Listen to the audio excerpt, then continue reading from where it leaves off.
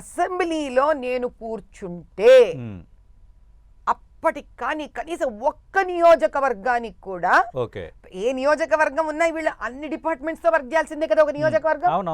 ప్రతి డిపార్ట్మెంట్ చేసే బయటికి తీసుకొస్తాను నేను. ఆ రోజు నాకు ఎమ్మెల్యేగా ఒక హక్కు ఉంటుంది వాళ్ళ కోసం పోరాడడానికి. ఆ న్యాయాన్ని తీసుకొచ్చి ఇప్పిస్తాను. మాధులత గారు, as a citizen of India చెప్పండి, మీకు రైట్ ఉంది.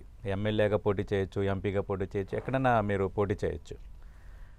హైదరాబాద్ లోక్సభ 40 ఏళ్ళ నుంచి అందని ద్రాక్ష, ఇప్పుడు 41 ఏళ్ళు 2025 కాబట్టి ఎంఐఎం ప్రాతినిధ్యం, అక్కడ ముస్లిం ఓటర్స్ కూడా గణనీయంగా ఉన్నారు. ఆ పరిధిలో ఉన్న 7 అసెంబ్లీ నియోజకవర్గాల్లో కూడా ఎంత టైట్ సిచ్యువేషన్లో కూడా వాళ్ళదే హవాగా నడుస్తూ వస్తుంది. మీరు క్యాండిడేట్గా వచ్చినప్పుడు ఒక బలమైన క్యాండిడేట్ చాలా రోజుల తర్వాత వచ్చారని డిస్కషన్ అయితే వచ్చింది. ఫ్యాక్ట్ నేను మీ ముఖస్తుతి కోసం చెప్పట్లేదు. కానీ ఇప్పుడు మీరు అసెంబ్లీకి వెళ్తామంటున్నారు, మరి హైదరాబాద్ లోక్సభ వదిలేసినట్టేనా? అలా కాదు.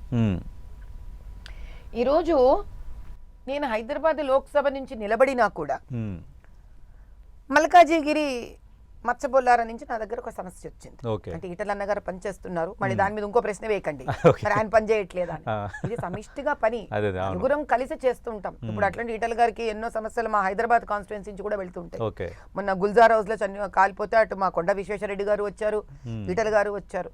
ఏదైనా కలిసి మెలిసి పని చేసుకోవడం అనేది నాకు నచ్చింది, పార్టీలో జరుగుతోంది. ఇది ఈ పరిధి, ఇది నా పరిధి అని ఎవరికి లేదు మా మధ్యలో. నేను అక్కడికి వెళ్ళి దాని మీద కూడా గొడవ చేశాను, శ్మశానంలోకి వెళ్ళి కూడా గొడవ చేశాను. అదో ఇంకో పెద్ద చరిత్ర. అది విన్నారంటే అదో బాధ. జిహెచ్ఎంసీ కబ్జా కొడుతోంది అక్కడ. అబ్బో, అదో వెరైటీగా ఉంది ఆ స్టోరీ. అయితే ఇది ఏదైతే నేను తిరుగుతున్నాను ఎంపీగా, నాకు సమస్య ప్రతిదీ స్టేట్ గవర్నమెంట్తో వస్తుంది. అందుకే డబుల్ ఇంజన్ సర్కారు నేడుస్తున్నాం మేము. అంటే ఇక్కడ కూడా బీజేపీ వస్తే అప్పుడు ఎంపీయా ఎమ్మెల్యేతో తేడా పడుతుంది. వీళ్ళు ప్రతి ప్రచారం తప్పుడు ప్రచారం ఏం చేస్తున్నారు, సెంటర్ డబ్బులు ఇవ్వట్లేదు, సెంటర్ డబ్బులు ఇవ్వట్లేదు ప్రచారం చేస్తున్నారు. నాకు అర్థమైంది ఏంటి అని అంటే, నా దగ్గర రోజు వచ్చే ప్రతి బాధ స్టేట్ మీద ఉంటుంది. అర్థమైందండి, లోకల్ సమస్యలే ఉంటాయి, ఎప్పుడు లోకల్ సమస్యలు. ఇది నేను ఎక్కడి నుంచి గెలుచుకోవాలి అనేది సమస్య కాదు.